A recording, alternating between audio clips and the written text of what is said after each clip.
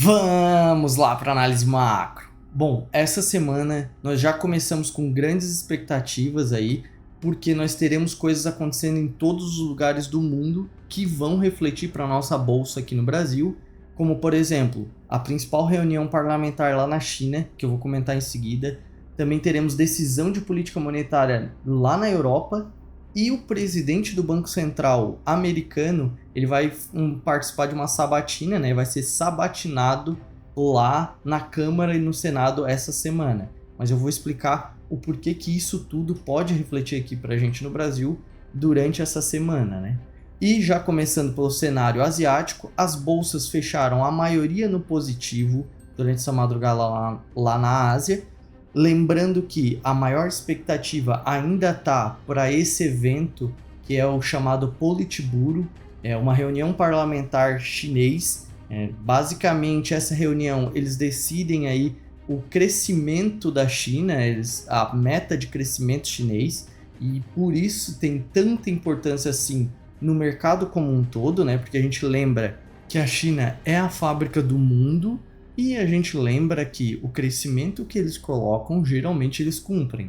Então, nós temos um governo muito ativo lá, né? E eles fazem acontecer, e por isso a grande expectativa do mercado, né? Então, a China voltando a acelerar forte, nós temos o mundo acelerando forte. A base é essa. E principalmente para a gente aqui no Brasil, que tem uma ligação muito grande, né? De comércio global com eles. Basicamente, hoje nós teremos a divulgação à noite do PMI de serviços na China, também um dado de atividade por lá, que vai dar a entender como a China está voltando a acelerar ou não, né? Então a gente vai ficar de olho, mas só vai refletir amanhã.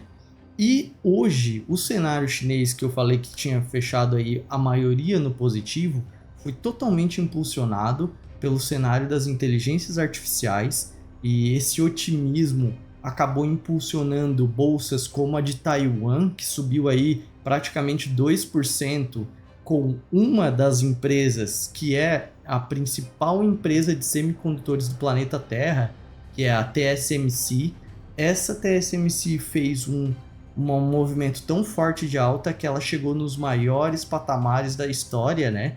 Lembrando que todas as empresas americanas que estão batendo as suas máximas históricas estão normalmente vinculadas aí à inteligência artificial, né? Esse hype está se espalhando pelo mundo e a TSMC é a principal fornecedora de semicondutores para essas tecnologias. Então, é natural que ela tenha esse impulsionamento toda a vida que os Estados Unidos criarem ou ficarem otimistas com alguma parte de tecnologia de inteligência artificial, né? E, óbvio, também o Japão tem uma ligação muito grande com o cenário de tecnologia no mundo e dos Estados Unidos, e o Japão também subiu aí, batendo máximas históricas novamente, e isso é positivo, né? Pensando num contexto geral de que as bolsas estão nos patamares históricos de alta. Então, a força natural que teríamos aqui para o Brasil seria de uma continuidade desse movimento de alta aqui para a gente. Só que a gente não tem uma ligação tão grande com o setor de tecnologia. O nosso cenário aqui no Brasil é mais voltado a commodities. Então, por isso que a gente tem que olhar outras coisas que estão acontecendo no mundo. Como, por exemplo, a Europa está aberta, a maioria das bolsas aí estão levemente neutras, mas tem ações que estão caindo e elas são mais ligadas a commodities, como as mineradoras e também as petroleiras. Então, essas ações podem pesar um pouco na abertura da nossa bolsa aqui hoje, né? E lembrando que eu comentei no começo ali que essa semana nós teremos a divulgação da política monetária do BCE, que é o Banco Central Europeu. A gente não tem uma ligação muito grande assim com a taxa de juros na Europa, né? Para ficar tão preocupado assim, mas para eles vai fazer muito preço. Mas a perspectiva é que eles mantenham a taxa de juros inalterada, e o que o mercado vai ficar de olho é no comunicado do Banco Central Europeu. Então, para isso, até o nosso cenário aqui vai ficar de olho, porque quanto mais longe tiver a perspectiva de que eles reduzirão as taxas de juros, pior é para a bolsa. Quanto mais próximo de, talvez a gente vá reduzir aí na próxima reunião ou coisas do tipo, a gente tem aí um otimismo nas bolsas europeias que acaba refletindo para o resto do mundo. Então, num contexto geral, nós temos aí fatos acontecendo nas outras regiões e nos Estados Unidos, a grande expectativa dessa semana são duas. Uma é a sabatina que vai acontecer, em que o sabatinado vai ser o presidente do Banco Central dos Estados Unidos, que é o Jerome Powell, e essa sabatina geralmente ela reflete no mercado, por quê? Porque esses parlamentares da Câmara, do Senado, eles são bem agressivos nas perguntas. E aí as respostas que o presidente do Banco Central dá para eles refletem diretamente no mercado, porque dá um entender do próximo passo do Banco Central dos Estados Unidos, né? Esse é o contexto de ficar olhando para uma sabatina como essas. E também essa semana é a semana do principal dado econômico do planeta Terra, o que mais movimenta o mercado quando sai, que é os dados de empregos americanos, o famoso payroll, vai sair na sexta-feira.